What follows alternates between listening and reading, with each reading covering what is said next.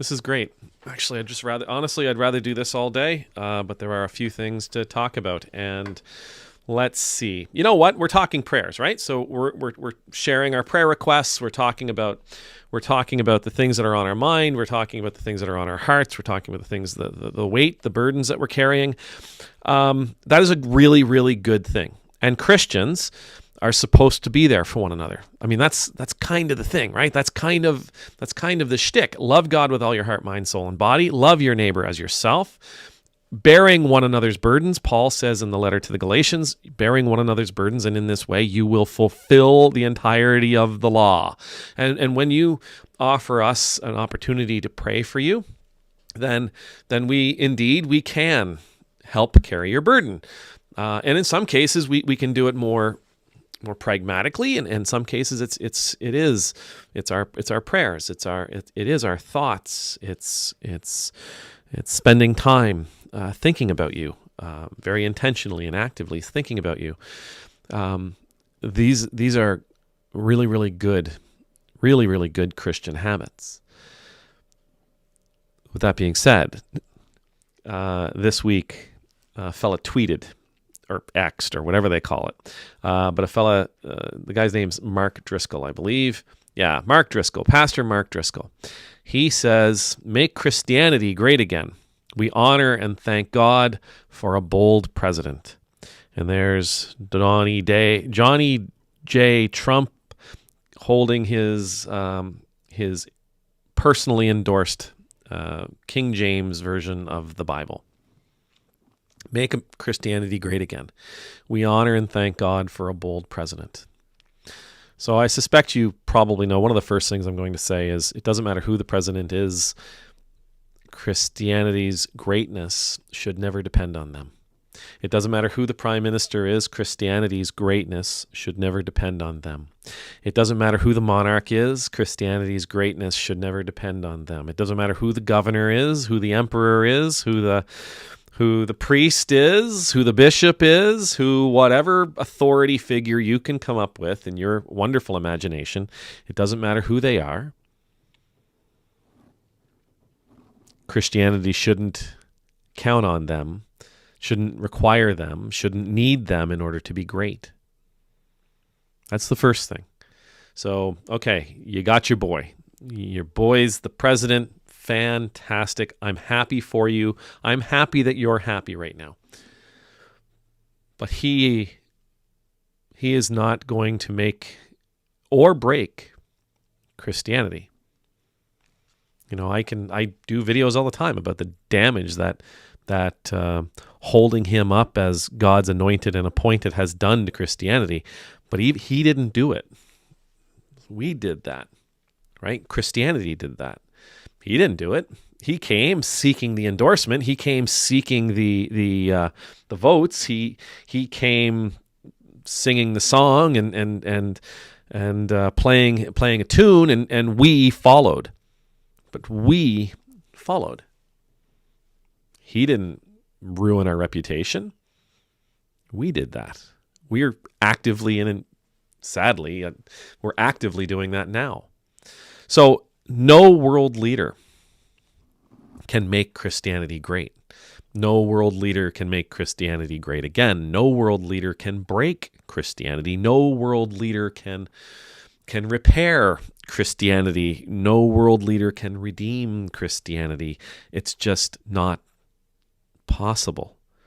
Because if it were, it stops being Christianity.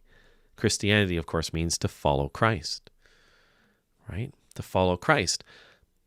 Therefore, no worldly authority, no power, nor height, nor depth, nor anything else in all of creation will ever be able to separate us from the love of God, nor bring us closer to God, bring us further into, deeper into the love of God. It's beyond them. The second thing is make Christianity great. Forget the again. Just how do you make Christianity great? In whose eyes? In whose eyes are we trying to make Christianity great? Are we trying to, like, the restoration of our reputation? Again, that's not done by endorsing or claiming someone is divinely anointed and appointed for a particular political office, and we're going to get behind because that's what Jesus would do. Nope. Right? So if it's about our reputation with the people, it's not going to come through an outside person. Is making it great in the eyes of God? Right? So in whose eyes are we talking about here? Are we talking about in the eyes of the world? Or are we talking about in the eyes of God? In neither case, again, I'm going to come back to it. In neither case does it require a worldly leader to help. See, ultimately, what it requires is it requires Christians. In God's eyes or in the world's eyes, for Christianity to be great, it requires Christians to not only believe, but it requires Christians to embrace Christ. It requires Christians to let go of what is, to let go of what was, and to adopt for themselves on a personal and ultimately a corporate level, communal level, the teachings and the life that Jesus calls us to live. There is no other way of making Christianity great. There is no other way of making Christianity great again. There's no other way of restoring our reputation. There's no other way of making people, hate us a little less. What we need to do is truly adopt the words, the teachings, and the life that Jesus calls us to adopt. And that means letting go. That means letting go of what the world has taught us. That means letting go of what we believe to be, what we believe success actually looks like, which here in Canada and the United States, it's a matter of wealth. It's a matter of prestige. It's a matter of authority, and it's a matter of power, and saying, no, none of that. I don't want any of that. All I want to do is live for Jesus. All I want to do is do the things that Jesus would have me do. It doesn't mean policing our neighbors. It means loving our neighbors. It doesn't mean enforcing our morality upon our neighbors. It means listening to and caring for and comforting our neighbors. It doesn't mean building giant houses of worship. It means building houses for those who are without. It doesn't mean great big fancy feasts over and over and over again. It means sharing bread with a neighbor who's down and out. For Christianity to be great again, we have to love radically.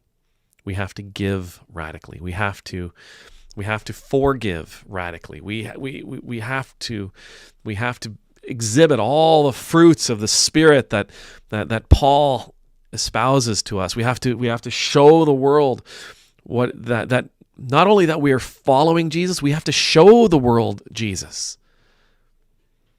When they look at us, they go, "Wait, isn't that Nazarene carpenter?" That's what we have to do. That's the only way of making Christianity great again. It breaks my heart when I see these people holding up any political leader and saying, she's going to get us there or he's going to get us there. No, they're not. They are absolutely not. Christianity is about you and me following Jesus. Christianity is about you and me giving ourselves to his teachings and his life. When we do that in greater and greater numbers, then Christianity, the church as it's seen in the world, then it begins to be seen as something great. Now, I can't remember the name of the emperor. We talked about it. I think we talked about it a few months ago, but it always comes back to me. It always comes back to me that there was an emperor who he was really annoyed with Christians, and it wasn't Nero or anybody like that. This emperor was like, okay, I don't understand how these Christians, how this cult can be doing the things that they're doing. They give, they're charitable, They love, they forgive, they take people in, they embrace the community, the poor, the rich, everybody is embraced by these people. And he said, because of that, people are going to them in droves. People are becoming Christian in droves because of the extreme radical love that they're sharing. And it's documented that he reached out to the church, not to the churches, but to the temples, right? To the Roman gods, to the priests and the priestesses, and said, why can't you be more like that? Why can't we Romans, in our faith, in the observance of our religion, why can't we be more like that? We need to be more like that. We're losing too many people. It's in a book called Surprise the World. Right there by Michael Frost. I just can't remember where it is, or I'd look it up for now. Anyway, you want to make Christianity great? Again, forget about the again. Forget about the word again. It's not about making Christianity great again. That's just something he's doing to see if he can become secretary of the Christian faith or something under Donald Trump. That's I think, like a lot of these folks, it looks more like a job application than anything else. But what I'm getting at is, if you want to make Christianity great, we got to live that way. I have to live that way. If I want to make Christianity great, I have to live that way. And I have to encourage my brothers and sisters to live that way. And we have to live that way. And as we experience the rewards, the joy, the peace, the hope, the love that comes when we live that way, we can encourage others to live that way, and so on and so forth.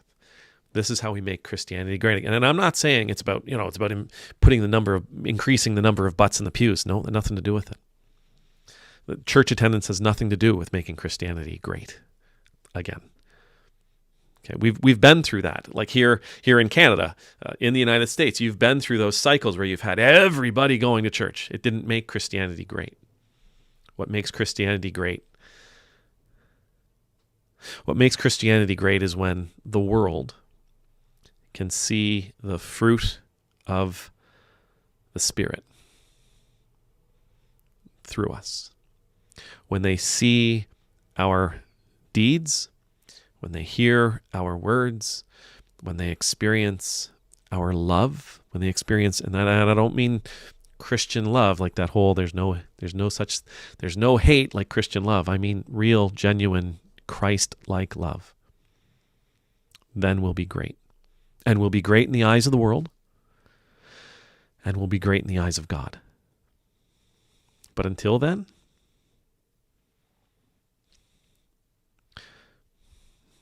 well, if we're putting our hope that some religious leader is going to come along,